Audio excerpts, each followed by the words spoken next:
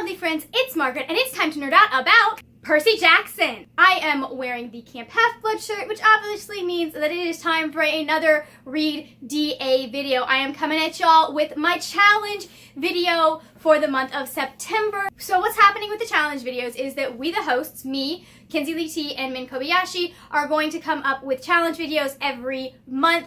You can then respond to whatever prompt we give you. If you respond, make sure that you drop the link down into the comments of that video so that we can go ahead and put you in the drawing for the grand prize pack. To see if you won, you will have to tune in to the live show this Saturday, September 29th at 4 p.m. Eastern on this channel. Make sure you keep an eye on the Read DA Twitter account so that you can stay up to date with that. I'll make sure to drop the link there when we're ready to start the live show. But without further ado, I want to get into my personal challenge, which is, what is your Percy Jackson story? Now, there are two ways that you can go about this challenge. The first way is to tell us how you discovered Percy Jackson. However you want to tell us that story. For those of you that have not yet read the Percy Jackson series and you're maybe discovering it through this readathon, you can either talk about like what your expectations were for this book, or you can tell us how you discovered your favorite series. The Percy Jackson series is my favorite in the whole world. Like, I know people have a hard time picking favorite books. I do not. I know it is these books.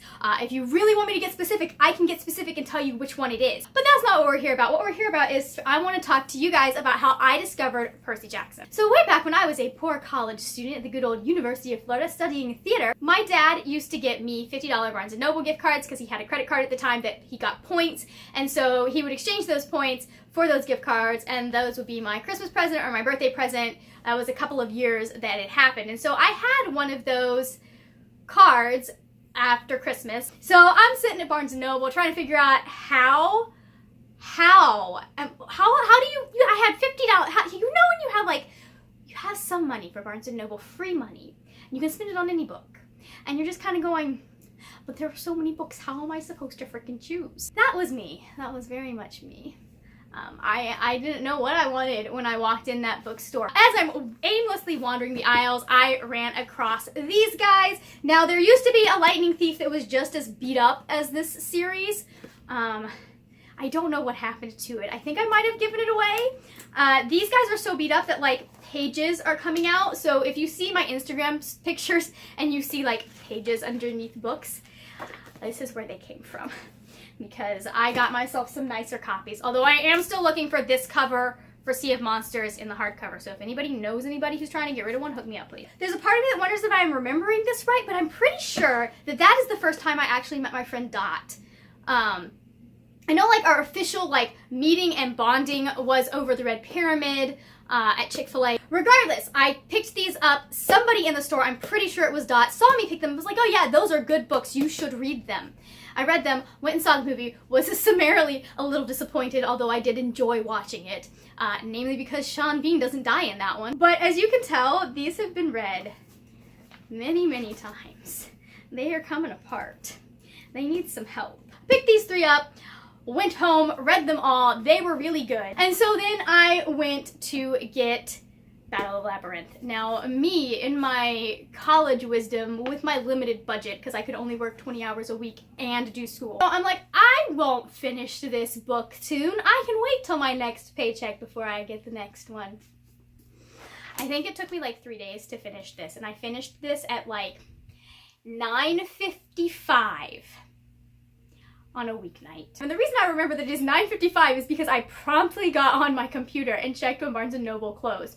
Because I was going to take my ass out at 9:55 and go get the Last Olympian. Alas, Barnes & Noble closes at 10 and I was 6 minutes away. So it didn't happen. So finish this Monday night. I go into work on Tuesday. I'm like, I'll pick the next book up after I get off work. Man, that was a hard shift to work, guys. That was a very difficult shift to work because I needed to know the rest.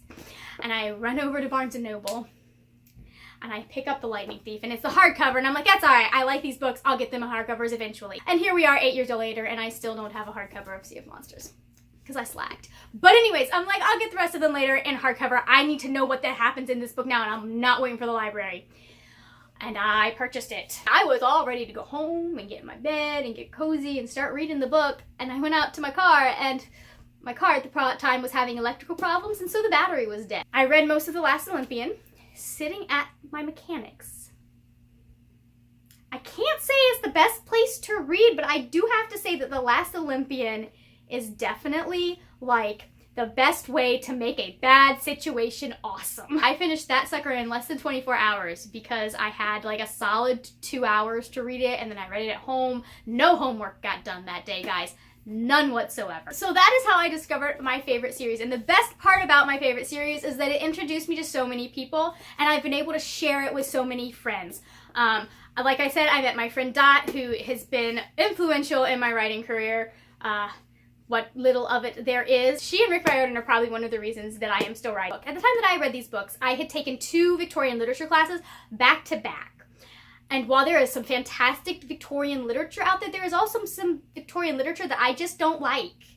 Thomas Hardy. Anyway, I had forgotten that reading was fun until I read this series. So this is the series that whenever I hear somebody say, like, I have a reluctant reader, I have someone who doesn't necessarily want to read, I have friends who don't even like to read that have read this series and love this series, because there's just something about Percy and the way Rick writes, at least in this series and the Heroes of Olympus series, that is very accessible even to people who feel a little bit daunted by words on a page with no illustrations. They are such wonderful, quick reads. They are so like funny and so deep and rich, and like he tricks you.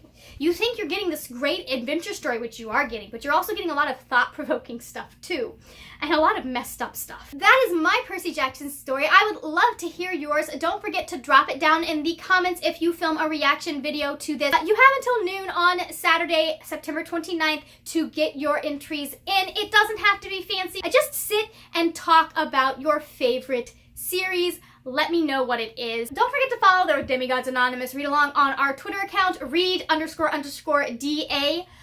Also, you can find me on Twitter and Instagram at @thewordnerd, and that's a 3 in nerd instead of the E. If you enjoyed this video, please give it a thumbs up, and don't forget to hit that subscribe button. I would love to see your lovely face here on a regular basis. That is it for now, my friends. I will see you later when we will talk about more wordy, nerdy things. Bye!